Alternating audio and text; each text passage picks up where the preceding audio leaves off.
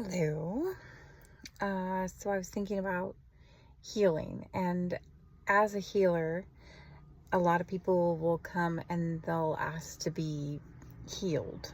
Maybe not with the words, but just their energy is begging for some kind of a healing to happen. But the thing is that healing is messy, and a lot of people don't actually understand that or realize that. But healing isn't just you go in and then everything's magically okay, everything's magically solved, everything's just rainbows, and you're like, oh, I'm healed. It's messy, and you get your hands dirty, and you have to, you know, do some hard work. And it's a matter of, usually when you're in the healing process, everything falls apart. Everything falls apart because it's the stuff that no longer is needed in your life, the stuff that you're trying to let go of. And sometimes it's not always the most gentle. Sometimes it's very abrupt. Sometimes it's very, sudden, and it feels like you're having something ripped out of your life and you're wanting to hold on to it. But it's something that wasn't meant to be there in the first place. But generally when we go through like spiritual awakenings or like shifts in our energy to cleanse ourselves or to let go of things, there is a lot that goes into it. And it's about basically changing the person that we were and becoming somebody new. So there's a internal trigger that happens, right? And then you basically go inside, you have all of the stuff that you're releasing and letting go of, and then it's time to build something of value and something that is lasting for you. But there's that there's pain involved. It's not an easy process. And people that will say like, oh my gosh, you just do this and it's so easy, and you barely even notice that anything's shifting, and all of a sudden you're just like, oh, whole different person. I mean, maybe that might work for some things, but it's not generally how healing goes.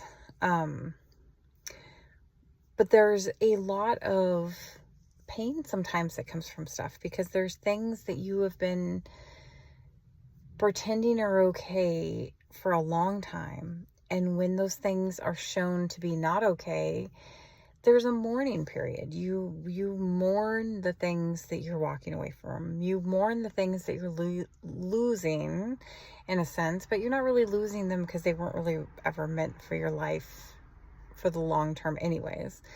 But there is a mourning period that happens, and you feel like you grieve the life that you're letting go of. And then there's this longing of like wanting this life that is so close, but it's not there yet. You're not at that point where you can welcome it in because there's still internal work to do. And so I just wanted to say, like, healing is messy. It's a messy thing. And sometimes if I try and tell somebody, they'll come to me and be like, well, you're a healer, so heal. And I'll say, are you sure that this is what you're ready for? And a lot of people say like, yes, I want the pain to stop. I want to be able to, let go of this way of doing things. I want to welcome in a new way of doing things. Okay, but just understand that there's a lot of internal work that needs to happen with that. And it's not just about you passively sitting back and allowing things to just flow to you. It's you put in effort and you put in work and you put in, it's an internal healing first, and then your external world will heal as well. But knowing that there is a kind of a painful aspect of it. And, I think that we're always just looking for like the easy way to do something, right? We're always looking for like that quick fix. And sometimes in the spiritual world, when we try those quick fixes, yes, we might see results. And yes, it might be substantial results. But then sometimes those results don't last past the initial burst of excitement about them. And sometimes, even the things that we think like, oh my gosh, we've totally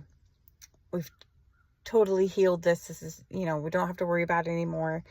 Those issues come back up again to remind us, like, maybe you didn't fully do all the work. Maybe you skipped a couple steps and you need to go back and do those steps. And, it's about uncovering. It's about turning up soil. It's about, when you go out to your garden and you're cleaning stuff up and you're weeding and you're,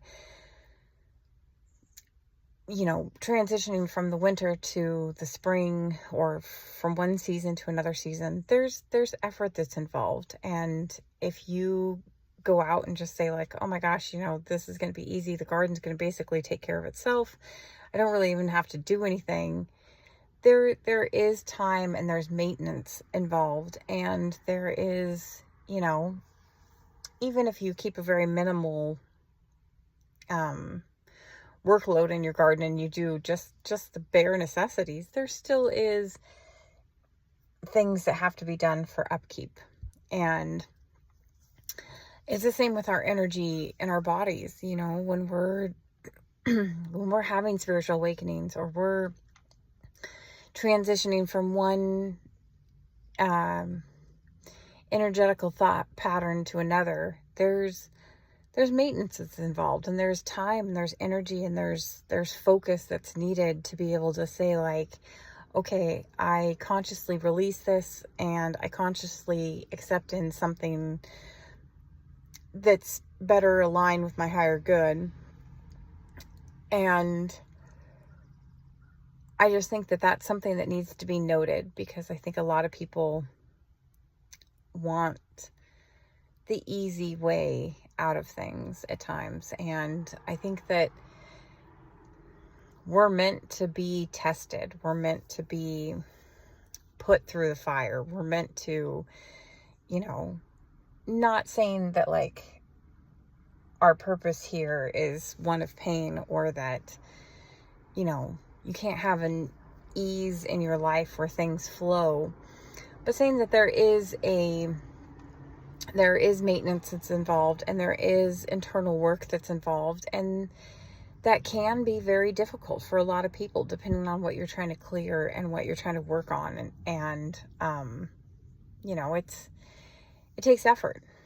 And so just knowing that, yes, the healing will happen, and yes, it will be huge and impactful, but sometimes those steps seem very, very slow in the process. And sometimes it seems like we're not even moving at all, but we don't see all that's happening underneath the surface and churning and working its way to the top.